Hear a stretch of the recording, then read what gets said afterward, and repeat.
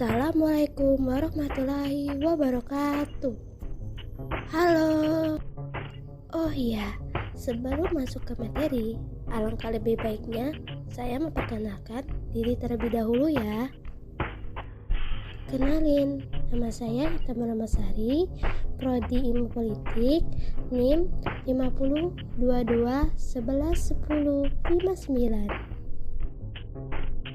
Pada kesempatan kali ini, saya akan menyampaikan atau menjelaskan materi terkait dengan harmoni hak dan kewajiban warga negara Indonesia. Sekarang, yuk mari kita bahas materinya. Stay tuned, teman-teman. Adakah yang tahu apa itu hak dan kewajiban? Hak adalah kuasa untuk menerima atau melakukan sesuatu yang semestinya diterima atau dilakukan oleh pihak tertentu dan tidak dapat oleh pihak lain manapun. Juga yang pada prinsipnya dapat dituntut secara paksa olehnya. Kewajiban adalah beban untuk memberikan sesuatu yang semestinya dibiarkan atau diberikan oleh pihak tertentu tidak dapat oleh pihak lain manapun, yang pada prinsipnya dapat dituntut secara paksa oleh yang berkepentingan. Kewajiban dengan demikian merupakan sesuatu yang harus dilakukan. Noto Nagoro 1975. Hak dan kewajiban merupakan suatu yang tidak dapat dipisahkan. Menurut teori korelasi yang dianut oleh pengikut utilitarianisme, ada hubungan timbal balik antara hak dan kewajiban. Menurut mereka, setiap kewajiban seseorang berkaitan dengan hak orang lain, dan begitu pun sebaliknya. Guna merealisasikan kewajiban warga negara, negara mengeluarkan berbagai kebijakan dan peraturan yang mengikat warga negara dan menjadikan kewajiban warga negara untuk memenuhinya. Salah satu contoh kewajiban warga negara terpenting saat ini adalah kewajiban membayar pajak.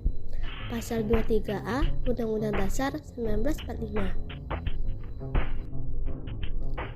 Kewajiban perpajakan warga negara: mendaftarkan diri untuk memperoleh NPWP, menghitung atau memperhitung pajak, membayar pajak yang terhutang, melaporkan pajak.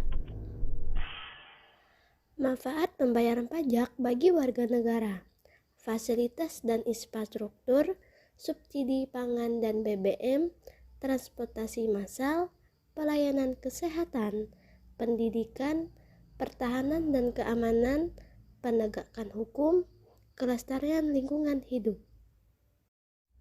1. Sumber historis.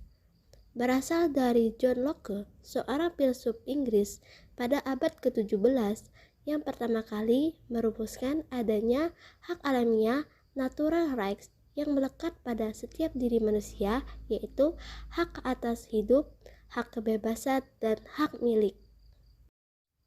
2. Sumber sosiologis.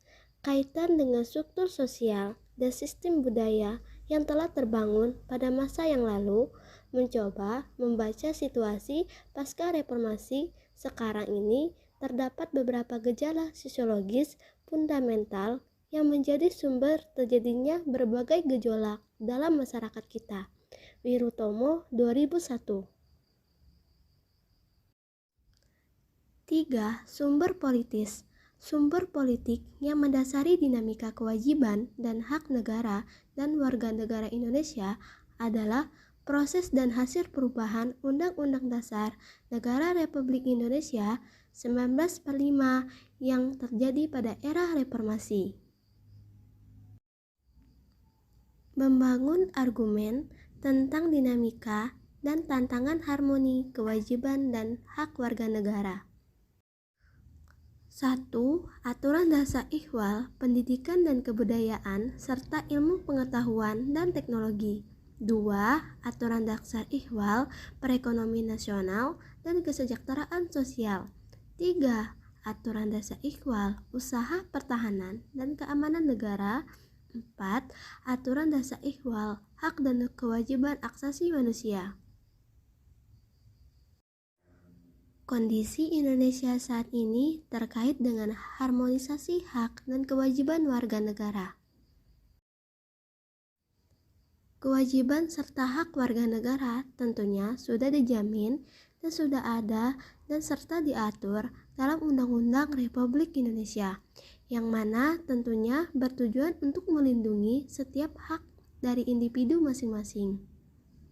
Sayangnya, pada kondisi negara Indonesia saat ini, hak dan kewajiban yang seharusnya sudah dijamin oleh pemerintah masih saja banyak yang tidak sesuai dengan aturan yang berlaku. Misalnya, seperti banyak orang yang melakukan pelanggaran terhadap hak-hak setiap manusia, padahal sesama manusia kita harus menghargai pula hak orang lain. Hanya karena hal sepele, nyawa seorang anak bisa hilang di tangan temannya sendiri. Yang lebih miris, hal seperti ini justru terjadi di lingkungan sekolah sendiri. Hak anak untuk mendapatkan pengawasan pun terabaikan. Seperti yang tadi ya, viral di mana-mana video sedang duel kembali menggegerkan dunia pendidikan. Lalu, tercatat juga ada sejumlah kasus penganiayaan anak yang dilakukan oleh teman sebayanya. Dalam beberapa tahun terakhir, kami berikan untuk Anda, ini menjadi catatan juga untuk kita ya. Bagaimana lingkungan yang seharusnya menjadi tempat kedua anak-anak itu bisa mendapatkan pendidikan dan juga perlindungan justru menyebabkan korban jiwa. Misalkan terjadi di September 2015, memang sekitar 3 tahun yang lalu, ini terjadi di area SD Negeri Kebayoran Lama, Jakarta Selatan. Dan bisa kita simak bersama bahwa kejadiannya ataupun kronologinya adalah siswa kelas 2 SD meninggal dunia setelah berkelahi dengan teman sekelasnya di lingkungan sekolahnya sendiri. Dan dugaan awalnya ini karena ada perkelahian mulut. Coba bayangkan, ternyata ada kekerasan yang terjadi tanpa adanya pengawasan dari guru ataupun pihak-pihak yang ada di sekolah tersebut. Bukan hanya itu saja, kita coba bergeser di tahun 2017, tepatnya Agustus 2017, masih sama siswa kelas 2 SD, coba ada bayangkan umurnya saja belum belasan tahun ya, meninggal dunia setelah berkelahi di halaman sekolah. Ini lokasinya terjadi di Sukabumi, Jawa Barat. Dugaannya itu jika ada otopsi begitu ya sudah dilakukan oleh pihak kepolisian, ditemukan memar-memar dan diduga karena dirundung, dibully dulu oleh teman-temannya, kemudian dilempar minuman beku yang tentu saja sangat menyakitkan untuk fisik seorang anak yang baru berusia belum belasan tahun itu, hanya kelas 2 SD saja. Selanjutnya di November 2017, masih di tahun yang sama, ini terjadi di Bandung, Jawa Barat. Kemudian ada duel antara dua siswa kelas 5 SD saat perlombaan senam Hari Guru. Padahal ada banyak guru di sana, tapi ternyata perkelahian ini kemudian tidak masuk ke dalam pantauan mereka hanya karena masalah sepele dan diketahui setelah penjaga sekolah melihat korban pingsan kemudian dibawa ke teras kelas untuk dilakukan penanganan pertama.